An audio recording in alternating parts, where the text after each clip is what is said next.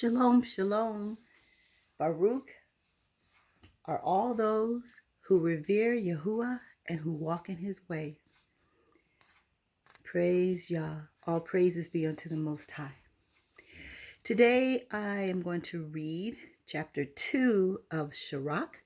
Sirach is also known as Ecclesiasticus, and it is one of the books that was in the 1611 King James publication of the Bible. And then they got this brilliant idea to take several of the books out. And so some people call them the lost books, forgotten books.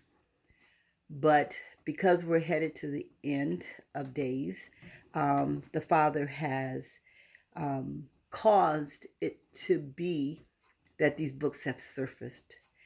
And a lot of people, those who are seeking truth and are destined to own the truth, have been given the opportunities to come into the knowledge of them and receive them. Because there's some people who have come to know about the books and they debunk them. They just will not receive them.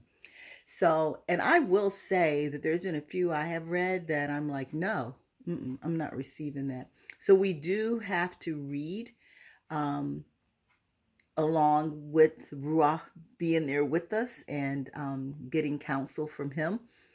But once we know Yahuah and we know his spirit and his ways of doing things, the Ruach inside of us is going to shake his head like, no, that is not us.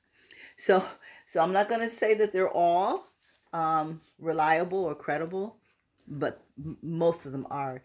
You read the book of Jasher, and it fills in parts of the Old Testament, the Torah area, the 5 books that Moses wrote, that you say, oh, okay, now that makes sense. Because not every story is told to the full, and yet Jasher fills in blanks. Jubilee is also another good one that read alongside of the Torah, and there's some other ones. So Sirach is one, and Sirach reminds me a lot of Proverbs. So Sirach chapter 2. My son, if you come to serve Yahuah, prepare your soul for temptations. And we know temptations means trials and tests and afflictions, right? Set your heart aright and constantly endure. There's that word, endure. And make not haste in time of trouble. You know what? And that's what we do sometimes. Trouble comes and we run. We don't seek counsel of the Most High, the Almighty, wise, all-knowing one. We just run. Cleave unto him and depart not away, that you may be increased at your last end. Whatsoever is brought to you, take cheerfully, and be patient when you are changed to a low estate. Remember, Paul said, whatsoever state I am, therewith I find content. And then he also wrote that in everything give thanks, for this is the will of Yahuah and Yahushua HaMashiach concerning us. So this is what this is saying. Whatever is brought upon you, take cheerfully and be patient when you are changed to a lower state. I like to say things are subject to change, because we know Yahuah has the last say. Just because something comes, it doesn't mean it's going to stay, right? It's just a season. It's not necessarily a sentence. It's a season, and he's going to walk us through it. Okay, back to Sirach. For gold is tried in the fire, and acceptable men in the furnace of adversity. Wow, acceptable men in the furnace of adversity. Believe in him, and he will help you. Order your way aright and trust in him. Ye that fear Yahuah, wait for his favor, for his kindness. Okay, wait for him. and go not aside lest you fall. Ye that fear Yahuah, believe him, and your reward shall not fail. Ye that fear Yahuah, hope for good and for everlasting joy, and mercy and kindness and favor. Look at the generation of old and see, did ever any trusting in Yahuah was confounded? Did ever any trust in Yahuah and was confounded? Think of our patriarchs. Or did any abide in his fear, his reverence, and was forsaken? Of whom did he ever despise that called upon him? For Yahuah is full of compassion and mercy, long-suffering and very pitiful, and forgives sins, and saves in the time of affliction. So let's go back. Look at the generations of old and see. Think about them. Go through Hebrews 11, even if you can't think of any. But just think of all of them. And see, did ever any trust in Yahuah and was confounded? Or did any abide in his fear, reverencing him, and was forsaken? Or did he despise that called upon him? No, because he tells us to call upon him. For Yahuah is full of compassion and mercy, long-suffering and very pitiful, and forgives sins and saves in the time of affliction. So you know what I do is try to show us, well, it's not me, as Yahuah leading me to show us that in the time of tests and trials and afflictions and temptations, he is with us to deliver us through them all. Isn't that what it reads in Psalms 34? And I think maybe 37. And maybe some other verses. But that is the main thread through all those scriptures that we read, that we got bound up in it, that we call a book, a Bible, which I don't call it a Bible anymore, but the scriptures. All through that, we see his character is that he will deliver those that call upon him, those who revere him and walk in his ways. So it says that he is full of compassion and mercy, long-suffering and very pitiful, and forgives sins and saves in time of affliction. So let's go back and kind of dissect this a little bit. In the beginning of this chapter, it says, my son, if you come to serve Yahuah, prepare your soul for temptations. Prepare your soul for tests. Prepare your souls for trials. Prepare your souls for afflictions. Just know why? Because Yahuah has an enemy. So anybody that's looking like, acting like, sounding like, doing as Yahuah does, they become his enemy too. So he is out to get us. So prepare your heart and just know it's going to happen, that you're going to have afflictions. You're going to have tests and trials. We are going to have tests and trials. Okay? So then he goes on to say, number one, set your heart aright. Okay? So this is how we can be saved in the time of affliction. Set our hearts aright and constantly endure. 3, make not haste in time of trouble. 4, cleave unto him. 5, depart not away, that you may be increased at your last end. So if we don't depart, if we endure, if we stay unto the end, we'll have an increase. Look at Job. We'll have an increase. He would not curse Yahuah. He continued to praise him and know that he was good. Number 6, whatsoever is brought upon us, take cheerfully. Number 7, be patient when we are changed to a low estate. Like Job, he was brought to a low estate. And we know that in our patience, Yahushua told us in Luke 21, verse 19, In our patience, we possess our soul. James said, let patience have her perfect work. Oh my. And yeah, that is something that I am still working on. Growing in patience.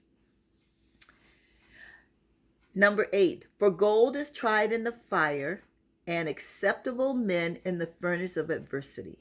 So for us to be acceptable, we're going to have to endure that furnace of adversity. Just like gold has to go through the fire. We have to expect it. So he started out by saying, my son, if you come to serve Yahuah, prepare your soul for afflictions. Just know it's going to happen. In Hebrews, it says something like that too. It's either chapter 10 or 11 that when we come into this life, that it's like we become illuminated. The enemy comes after us even the more so.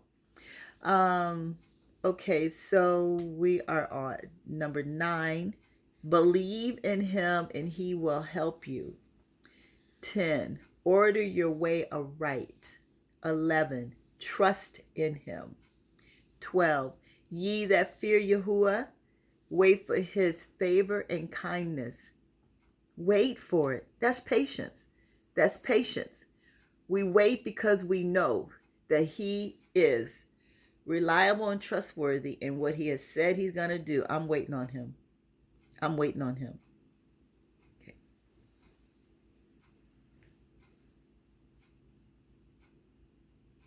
So 9, believe in him and he will help you. 10, order your way aright. 11, trust in him. 12, ye that fear Yahuah, wait for his favor and kindness. 13, go not aside lest you fall. Oh my. If we leave from under the shadow of the Almighty, if we walk away, remember Psalms 125 told us that too. The lot of wickedness cannot be on us unless we draw our hand to it. So if we go aside, we're going to fall. So go not aside lest we fall. 14, we that fear Yahuah believe him, and our reward shall not fail. He talks about that in Revelations when he's talking to the 7 assemblies about when we endure, what the reward will be. In each assembly, there were certain rewards when we endure. 15, we that fear Yahuah hope for good and for everlasting joy and mercy. Okay, then it goes on to say, woe be to fearful hearts and faint hands, and the sinner that goes 2 ways. Woe unto him that is faint-hearted, for he believes not. Therefore shall he not be defended. Yahuah is not going to defend the faint-hearted. So I looked up the definitions of faint-hearted. Oxford Learners Dictionary.com says lacking courage, cowardly. The freedictionary.com says lacking conviction, lacking boldness or courage. Merriam-Webster said fearful, scary, timid, skittish. So woe to the fearful hearts and faint hands and the sinners that go 2 ways. Woe unto him that is faint-hearted. So woe unto him that is cowardly. Woe unto him that is lacking courage. Woe unto him that is lacking conviction, lacking boldness, fearful, scary, skittish. For he believes not, therefore he shall not be defended. And the faint hands, I looked at the word faint, which I knew, but I just wanted to get it for this audio. Weak, tired, likely to become unconscious, slight, not clearly seen, heard, or smelt. So if someone has faint hands, they're not doing much work. They're not possibly going to be very reliable. Okay. They that fear Yahuah will seek that which is well pleasing unto him, and they that love him shall be filled with the Torah. They that fear Yahuah, remember fear is reverence. They that fear Yahuah will prepare their hearts and humble their souls in his sight, saying, we will fall into the hands of Yahuah and not into the hands of men. For as his majesty is, I like this. For as his majesty is, so is his mercy, so is his favor, so is his kindness. So when you think about how great his majesty is, we can equate that to how great his favor and his kindness and his mercy is. Okay. So I'm going to go back up here where it says, woe unto him that is faint-hearted, for he believes not. Okay, there's no way you can believe in the Most High and be fearful and be faint-hearted, because that's what faith is. Faith is having confidence in him, not us. We don't get any brownie points for having faith, like as though we did something within ourselves. Faith is confidence in he who lies not. If he said it, he's going to do it. If he spoke it, he's going to make it good. That's Numbers 23:19. And what Isaiah 55:11, whatever he sends his word out to do, it will accomplish it. And his word remains forever. That's why all creation is still going on, because he spoke it into existence and it's still here. So because he is faint-hearted and he does not believe, Sirach 4:28 says,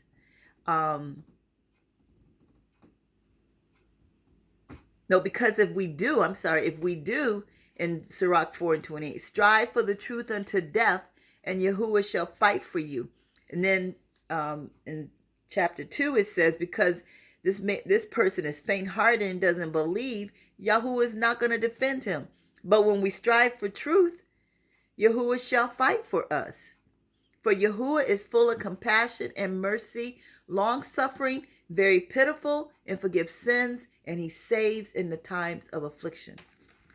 But we've got to do our part. We got to be in the place where we can do that. It's not about him being on our side. It's about us being on his side. It's about us being in his camp. It's about us dwelling in the secret place of the Most High and abiding in the shadow of the Almighty.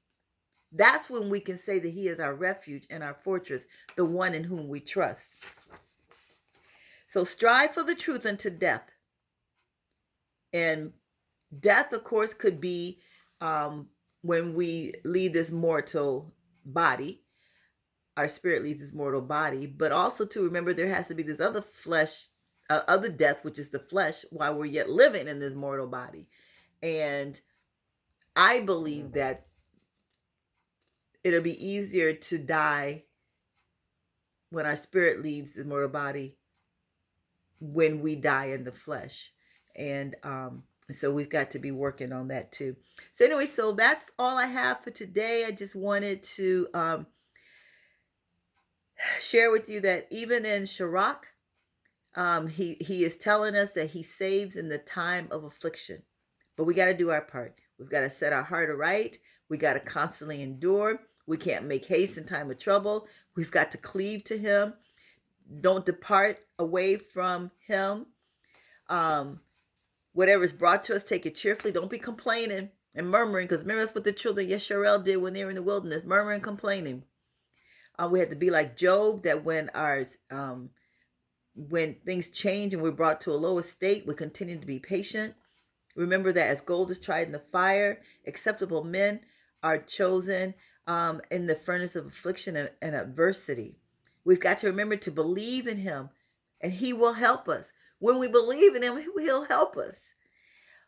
We have to order our way aright. We have to trust in him. If we fear Yahuah, we reverence him, wait for his favor and kindness. We can rest assured that if we're reverencing him, remember, we're blessed. Blessed are those who revere him. We have to stay faithful. Do not go aside, but stay faithful. Stay in the camp.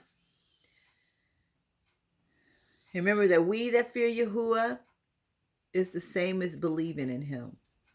And when we fear him and believe him and walk in his ways, our reward will not fail. We that fear Yahuah can hope for good and for everlasting joy and mercy. But if we're faint-hearted, it's the same as saying we don't believe. It's the same as saying we've lost our patience. They that fear Yahuah will not disobey his word, and they that love him will guard his ways. They that fear Yahuah will seek that which is well pleasing unto him, and they that love him shall be filled with the Torah. They that fear Yahuah will prepare their hearts and humble their souls in his sight, saying, we will fall into the hands of Yahuah and not in the hands of men. For as his majesty is, so is his mercy and his favor and kindness. Kind of reminds me of Psalms 103. That shows about his mercy, his great mercy. For Yahuah is full of compassion and mercy, long-suffering and very pitiful. He forgives sins and he saves in the time of affliction. All right, let's continue exercising in knowing Yahuah and his word and what he has promised and saving us during this time of affliction.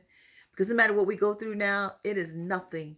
I'm always saying it's nothing compared to what's coming. And we can't wrap our head around. It's more than what has ever happened before in the time of mankind. So just be encouraged, be encouraged, be encouraged. Know that he saves in the time of affliction. Remember that we win in Yahuah. Our hope and trust is in him. We will not go astray.